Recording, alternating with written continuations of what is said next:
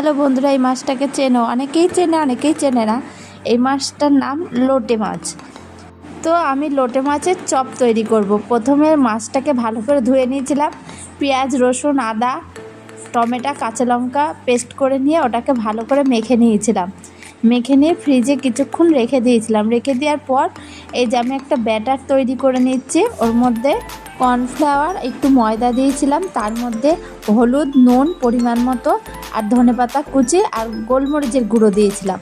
দিয়ে ভালো করে ব্যাটারটাকে তৈরি করে নিয়েছিলাম। এক মশলা মাখানো মাছটাতে লবণ হলুদও দিয়ে মাখিয়ে রেখেছিলাম। সেই মাছটা ব্যাটারের মধ্যে একটা একটা করে দিয়ে গরম তেলের মধ্যে একটা একটা করে আস্তে আস্তে করে ছেড়ে দিতে হবে।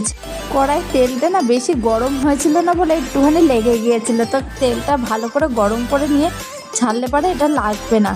এত সুন্দর হয়েছিল না, খুব সুন্দর চপগুলো তৈরি হয়ে গেছিলো। টাটা বাই বাই, পরে ভিডিও।